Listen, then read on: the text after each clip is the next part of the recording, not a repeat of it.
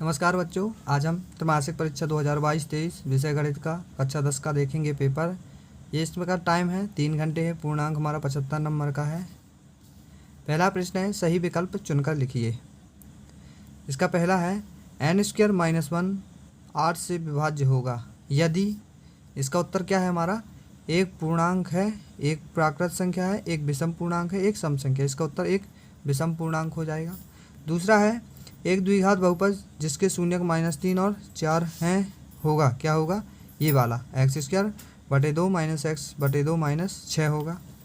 तीसरा है, दो अंकों की संख्या के अंकों का योग 9 है यदि इसमें 27 जोड़ दिया जाए तो संख्या के अंक उलट जाते हैं। यह संख्या है, क्या है, यह संख्या 36 हमारी हो जाएगी। अगला देखते हैं, वर्ग समीकरण के हल हो सकते हैं, कितने हो सकते हैं, 2। इसका उत्तर है। एक समांतर श्रेणी दी है 10, 7, 4 और 30वां पद हमें निकालना है जिसका -77 हो जाएगा। छठवां है, दो समरूप त्रिभुज के क्षेत्रफल में 9/16 का अनुपात है तो उनके शीर्ष लंबों में अनुपात क्या हो जाएगा, 3/4 हो जाएगा।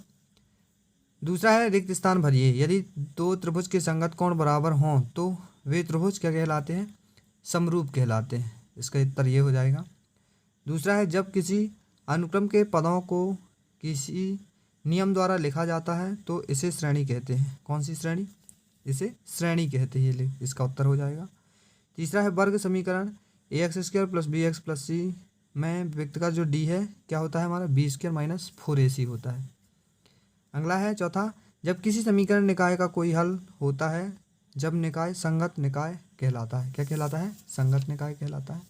अगला देखेंगे, दो बहुपदों का योग होता है, क्या होता है, एक बहुपद होता है। छठवां है,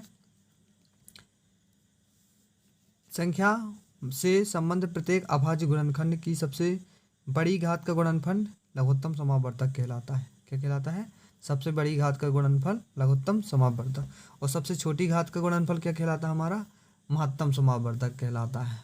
इसलिए ये ऑप्शन में आ सकते हैं। सही जोड़ी मिलाई है। तीसरा, 2n + 1 जहाँ n कोई धन पूर्णांक है तो इसका विषम संख्या हो जाएगा, पहला। दूसरा है, संपाती रेखाएं हों, ये अनेक हल की कंडीशन होती है जब संपाती रेखाएं होती हैं। दो बहुपदों का गुणनफल क्या होता है, बहुपद होता है, दो बहुपदों का गुणनफल। चौथा है, विविक्तकर शून्य, इसका मूल समान एवं वास्तविक होते हैं। पांचवा है, 2 - 2 - 6, इसका क्या हो जाएगा, डी हो जाएगा, क्या, -4। त्रिभुज समरूप होते हैं, इसका क्या हो जाएगा, समबाहु हो जाएगा। अगला देखेंगे, सत्य समकोण त्रिभुज में कर्ण सबसे बड़ी भुजा होती है, ये सही है। समांतर श्रेणी के पद सदैव बढ़ते क्रम में होते हैं, ये असत्य है। बढ़ते और घटते दोनों क्रम में रह सकते हैं। तीसरा है, x² - 4x + 4 के मूल होते हैं, सत्य है, ये मूल बराबर होते हैं, सही है। वर्ग समीकरण का आलेख सरल रेखा होता है, ये क्या है, असत्य कंडीशन है। पांचवा देखेंगे, क्या है पांचवा, √x + 2 एक बहुपद है, ये असत्य है। छठवां है, प्रत्येक पूर्णांक एक प्राकृत संख्या होता है, ये गलत है। पांचवा देखेंगे, एक शब्द या एक वाक्य में उत्तर लिखना है। 4 और 5 का HCF हमेशा 1 होगा, महत्तम समावर्तक। और यदि ax² + bx + c के शून्यक अल्फा और बीटा हो तो अल्फा + बीटा का मान कितना होता है, -b/a होता है। अगला देखेंगे, तीसरा, यदि a1/a2 बराबर नहीं है b1/b2 तब निकाय का हल क्या होता है, अद्वितीय हल होता है। चौथा देखेंगे, वर्ग समीकरण 2x² + 4x + 6 = 0 तो मूलों का योगफल क्या होगा, -2 होगा। पांचवा है, 2 √2 0 तो ये -√2 हो जाएगा इसका। समकोण त्रिभुज प्रमेय का नाम क्या है, पाइथागोरस प्रमेय नाम है। छठवां प्रश्न देखेंगे, यदि यहाँ से किसी को उत्तर चाहिए हो तो कमेंट जरूर करें, मैं उनके उत्तर के लिए अलग से वीडियो बना दूंगा।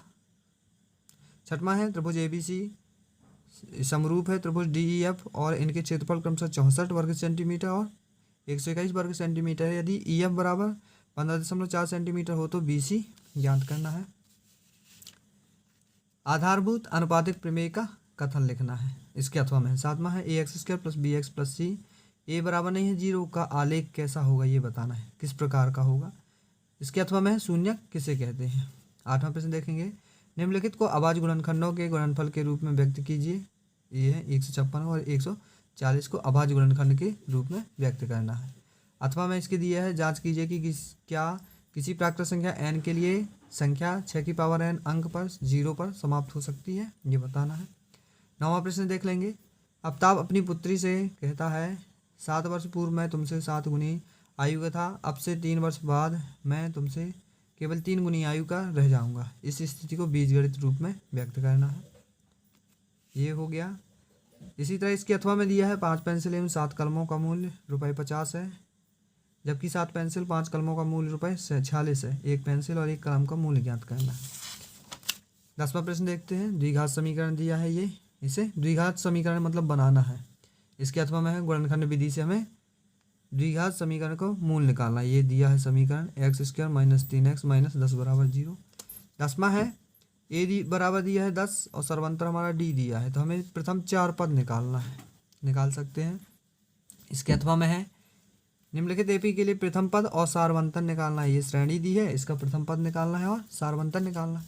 12वां देखेंगे, बोल रहा है क्वेश्चन में कि ये क्रमशः वैल्यू दी हैं, हमें इसका मान क्या करना है, निकालना है। तो इसे कैसे करते, AD/DB बराबर होता है हमारा AE/EC।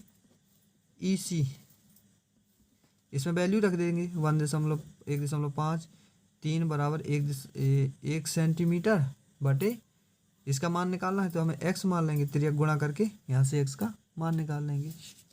13वां देखेंगे, एक समांतर श्रेणी दी है, इसमें बोल रहा है कौन सा पद 78 है, इसमें हमें n का मान निकालना है। अगला देखेंगे, निम्न समांतर श्रेणी के कितने पद हैं, ये बोल रहा है कि कितने पद हैं, इसमें भी हमें n ही का मान निकालना है। अगला देखें, द्विघात समीकरण ये दिया है, इसकी प्रकृति ज्ञात करनी है, कैसी है। इस वाले समीकरण में हमें k का मान निकालना है। 15वां देखेंगे, विलोपन विधि से ये 2 समीकरण दिए हैं, इन्हें विलोपन विधि से सॉल्व करना है। इसके अथवा में है इन दोनों समीकरणों को प्रतिस्थापन विधि से सॉल्व करना है। 16वां देखेंगे, निम्न द्विघात बहुपद के शून्य ज्ञात कीजिए। ये दिया है t² - 15, इसका शून्य निकालना है, क्या क्या हो जाएंगे। इसके अथवा में है अल्फा बीटा की वैल्यू ये है, अल्फा प्लस बीटा की, अल्फा इंटू बीटा की -1, तो एक द्विघात बहुपद निकालना है। 17वां है, सिद्ध कीजिए कि निम्नलिखित अपरिमेय संख्या है।